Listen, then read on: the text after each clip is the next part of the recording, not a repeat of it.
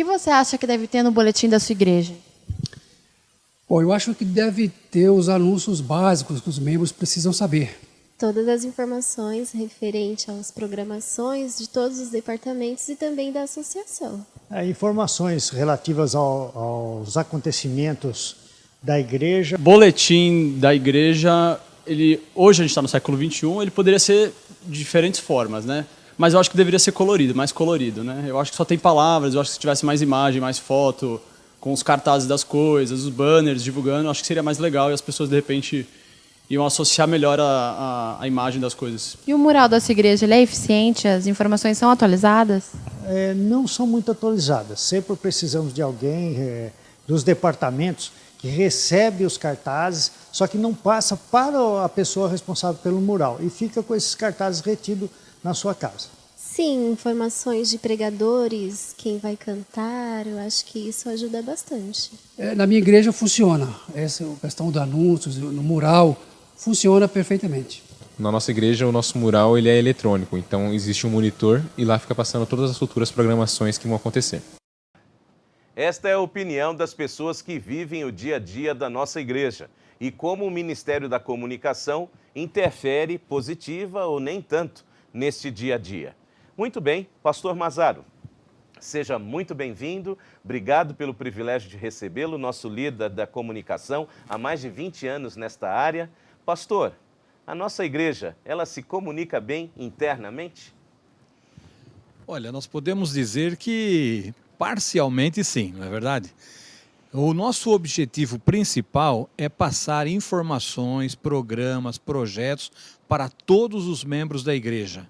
E nós temos que lutar cada dia, cada sábado, para atingirmos o maior número de pessoas, membros da igreja e também a liderança da igreja, com todas as informações. Agora, esse é um trabalho que deve ser constante.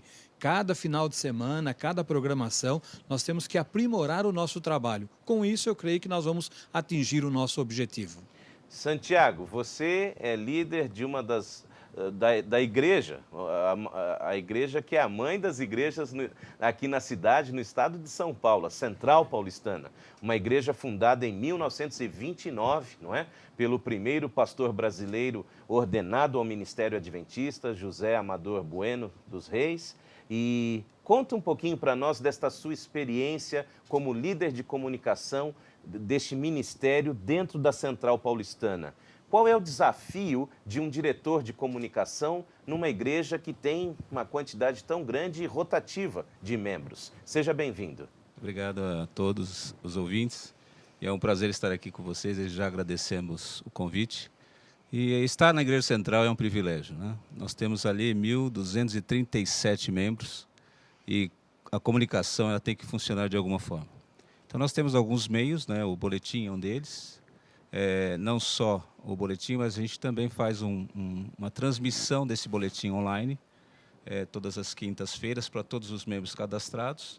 E também existe o site da igreja que tem um boletim, notícias, destaques que são atualizados pelos líderes dos departamentos e também pelo departamento de comunicação. Estar ali é um privilégio. Pastor Mazaro, além desse desafio que o Santiago já até passou algumas dicas, hein? Você que está nos assistindo, preste atenção nas dicas práticas que eles estão passando. Pastor, muitas perguntas chegaram para a gente relacionadas ao momento do anúncio, pastor. Os anúncios públicos na igreja ainda são um desafio no tocante ao momento, um desafio no tocante à atenção, que muitas vezes as pessoas não consideram o horário de anúncios um horário de recreio, não é? Então, na hora do anúncio, mães saem para dar bolachinha, água, e alguns estão lá dentro da salinha pastoral, não ouvem. Pastor Mazaro, como melhorar o anúncio lá na igreja? Olha, nós precisamos entender uma coisa, sempre teremos anúncio na igreja. Seja oficialmente naquele período específico ou no transcorrer de toda a programação. Vamos trabalhar em cima daquele período específico. Eu acho que o melhor momento para se fazer os anúncios é quando toda a congregação já está assentada no início do culto. Isso quer dizer, depois que entram os componentes da plataforma, Então, nós fazemos os anúncios. Terminados os anúncios, nós vamos então agora entrar com a música especial que prepara as pessoas para o culto de adoração. Eu creio que esse é o melhor momento. Existem também algumas igrejas que escolhem entre a escola sabatina e o culto. Pode ser feito, desde que haja uma orientação para todos os membros. Acontece justamente isso. Nesse momento, nós não temos todas as pessoas dentro da igreja. Alguns ainda não saíram da sala das crianças, alguns estão no banheiro, outros estão na salinha pastoral, e então não fica eficiente a comunicação para abranger todos os membros da igreja. Agora, quando todos já entraram, está começando o culto, eu creio que é o momento melhor para nós darmos as informações aos membros da igreja. Muito bem, e os nossos internautas estão interagindo conosco.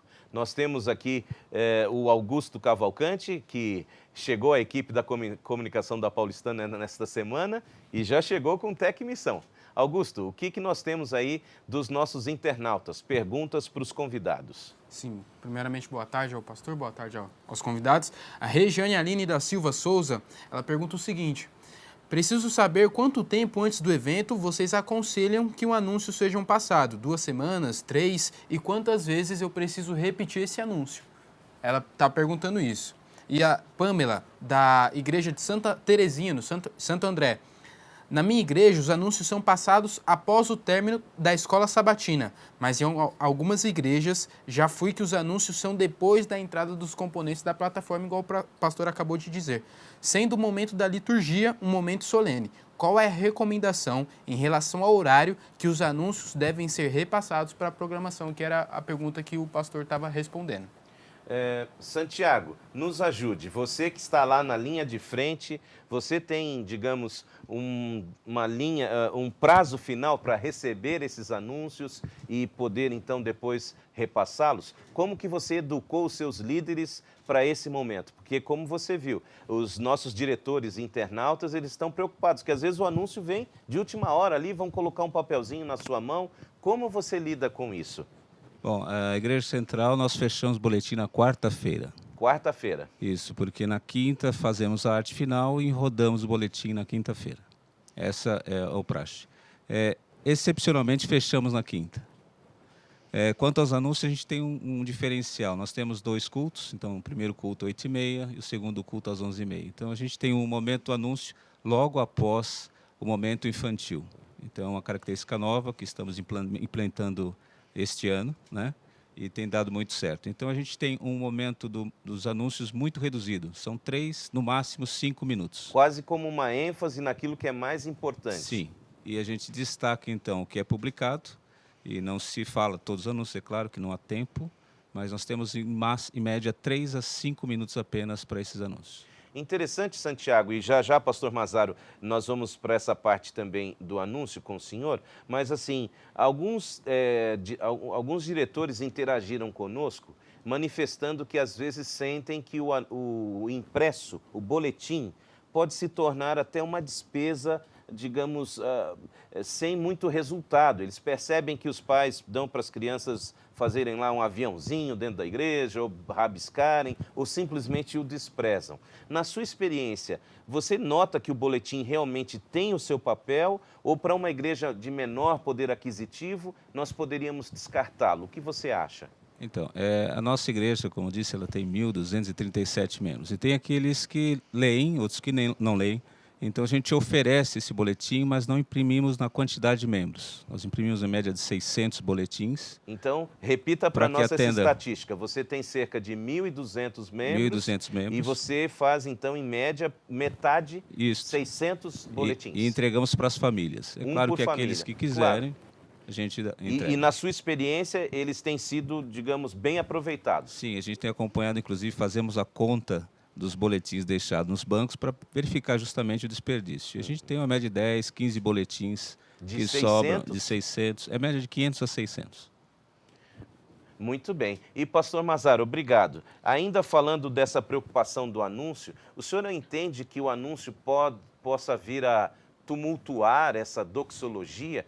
É uma preocupação também que alguns diretores têm, tanto que alguns anciãos de igreja não permitem que os diretores de comunicação façam os anúncios, porque eles entendem que esse é um momento que eles precisam ter ali uma solenidade, etc. Enfim, o anúncio pode ter o seu espaço na doxologia? Pode ter sim, mas desde que seja antes de começar todo aquele processo do culto divino.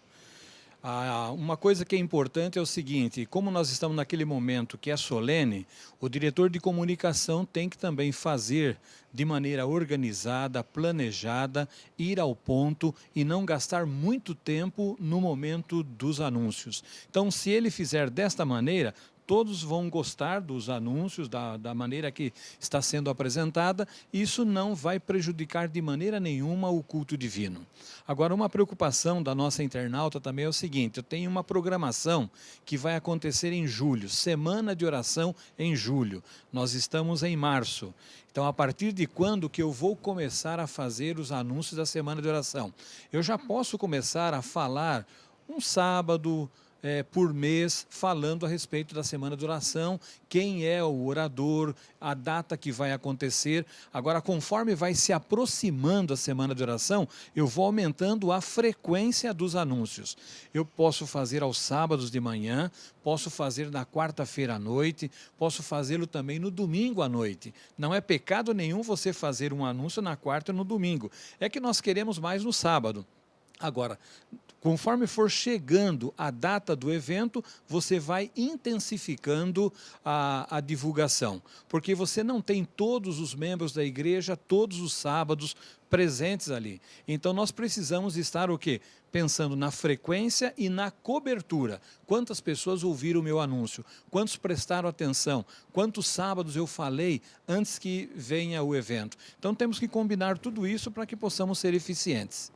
E eficiência é tec-missão. Augusto, tem mais perguntas dos internautas. Tem mais uma pergunta aqui. Tiago Santos, da Igreja do Tijuco Preto, ele pergunta para a gente como dar os anúncios. Falado, através de slide, intercala nos dois. E uma pergunta que sempre tem.